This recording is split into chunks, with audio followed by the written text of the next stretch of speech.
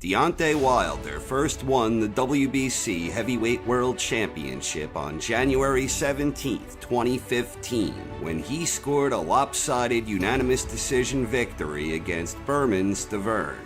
In his first title defense on June 13, 2015, Wilder defeated Eric Molina by 9th round knockout.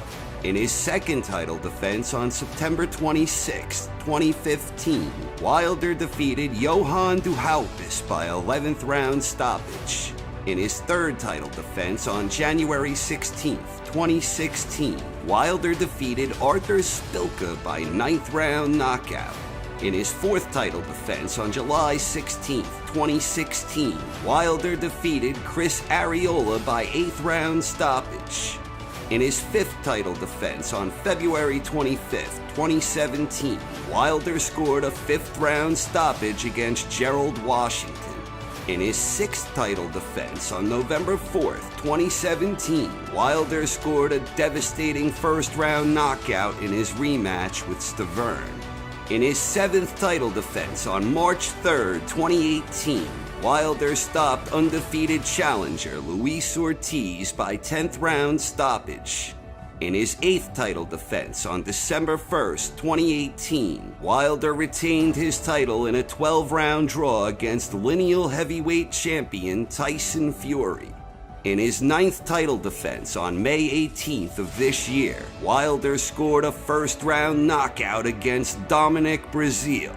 And in his 10th and most recent title defense this past Saturday night, November 23, 2019, in a bout that was televised on Fox pay-per-view, Wilder scored a brutal 7th round knockout in his rematch against Luis Ortiz. Wilder has become just the 6th boxer during the long, rich history of heavyweight boxing to make 10 consecutive heavyweight title defenses. The others include Muhammad Ali, who had 10 consecutive defenses during his second reign as heavyweight champion, Tommy Burns, who had 11 consecutive title defenses, Vladimir Klitschko, who had 18 consecutive title defenses, Larry Holmes, who had 20 consecutive defenses, and the great Joe Louis, who had 25 consecutive defenses. Technically speaking, you can make the case that Holmes had 19 instead of 20, and that Louis had 26 instead of 25, but 20 for Holmes and 25 for Louis were the generally accepted numbers I remember being most frequently cited. Regardless, Wilder now finds himself in a very exclusive group that carries profound historical significance. With 10 consecutive title defenses, Wilder has also just surpassed the likes of Vitaly Klitschko, Lennox Lewis, Iron Mike Tyson, Smokin' Joe Frazier, and Muhammad Ali from his first reign. A lot of Wilder's harshest critics and detractors are trying to downplay the historical significance of Wilder's 10 consecutive title defenses. And the main argument being used to downplay Wilder's achievement is based on the fact that we have more belts today than we did previously. Originally, there was just one heavyweight champion. Then situations arose where we could have 2 different heavyweight champions. In the early 1980s, we could have up to 3 different heavyweight champions. That started when Larry Holmes vacated the WBC in favor of the newly formed IBF. Following that, we had the situation where you could hypothetically have 4 heavyweight champions, and this came into play when Michael Spinks reigned as the lineal heavyweight champion, while technically not holding any major alphabet titles. And finally, when the WBO universally gained recognition as a 4th major alphabet belt, you could theoretically have up to 5 different heavyweight champions. That hasn't ever actually happened, but it's theoretically possible. Circling back to Wilder's loudest critics, that the achievement isn't historically significant because Wilder only holds 1 alphabet title, this argument still falls short when you consider the fact that we could have at least 3 different heavyweight champions dating back to the early 1980s, more than 35 years ago. So any way you view things, what Wilder accomplished is still historically unique. Since the early 80s, only two guys have more successful title defenses than Wilder: Larry Holmes and Vladimir Klitschko. If we do a quick comparison of Wilder's 10 consecutive defenses with the other heavyweight champions who have had 9 or more, the one common theme you will find is that most of the others had valid claims to the lineage. So the fact that what Wilder accomplished is historically significant is strongly tied in with the idea that the heavyweight lineage still commands great historical significance.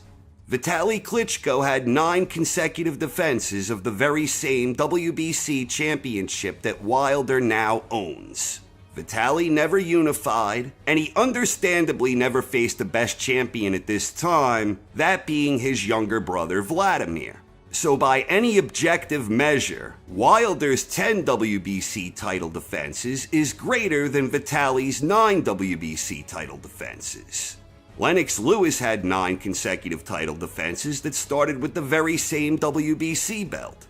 Eventually, Lewis earned a valid claim to the lineage when he stopped Shannon Briggs, and Lewis would ultimately unify the WBA IBF belts when he defeated Evander Holyfield. So by the end of this 9-defense reign, Lewis had unified all 3 major belts from his day, as well as securing a valid claim to the lineage. Mike Tyson had 9 consecutive title defenses, and once again, this started with the WBC. Tyson unified the WBA and ultimately the IBF, and he ultimately earned a valid claim to the lineage when he defeated Michael Spinks. So like Lennox, by the end of Tyson's 9-defense reign, Iron Mike had unified all 3 major belts from his day and also established a valid claim to the lineage. Smokin' Joe Frazier had 9 consecutive title defenses, and his reign started as the NYSAC champion.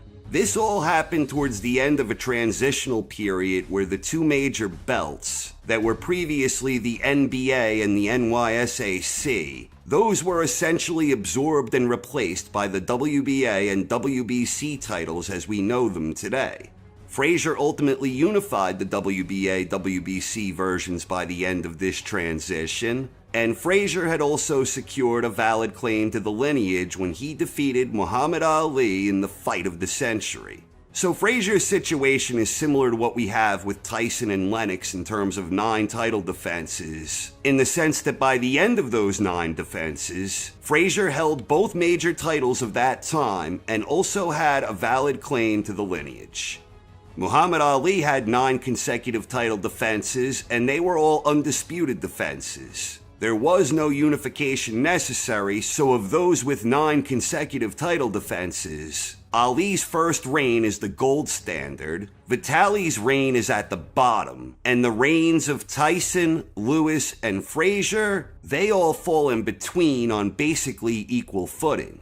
The important thing to take from this is that with the exception of Muhammad Ali, the championship reigns of Tyson, Lennox, and Frazier all started with a single major world championship. And by the end of these 9 defense reigns, those 3 were undisputed with valid claims to the lineage.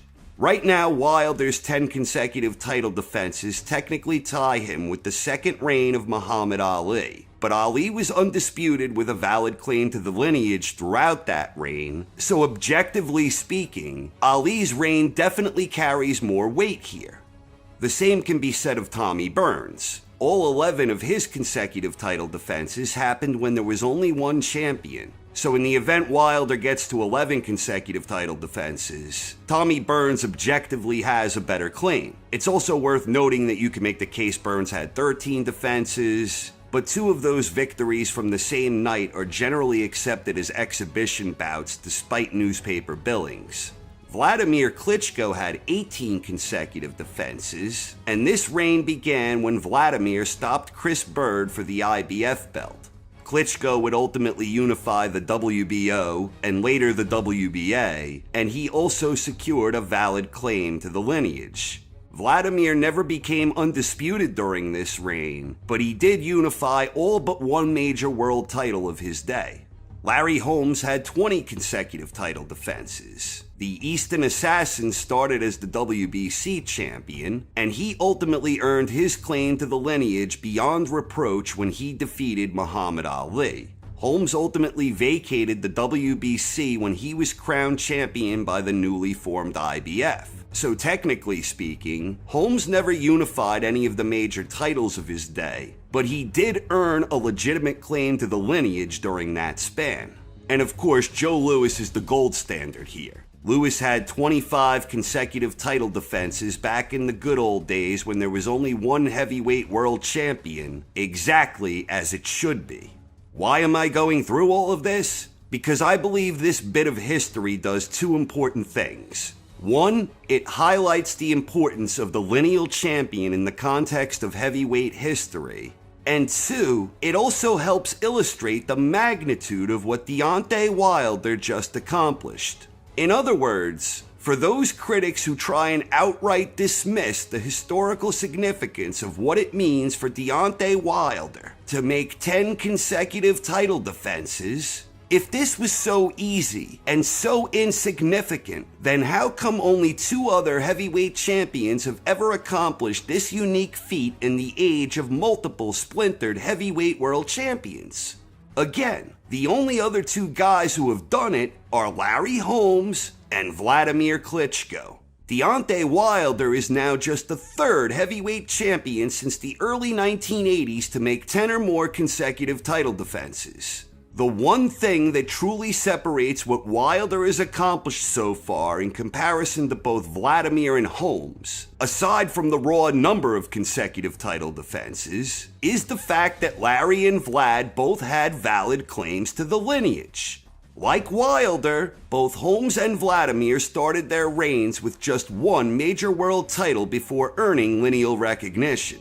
This is why the lineal heavyweight championship is still historically significant. Fury detractors always try downplaying his status as lineal heavyweight champion, but in this day and age where we have splintered alphabet soup, the lineage is the only way we can truly trace a path back to the days when there was just one heavyweight world champion. And in the heavyweight division, this is especially important because it's boxing's marquee division, and heavyweights are less apt to switch divisions where things are much easier to trace.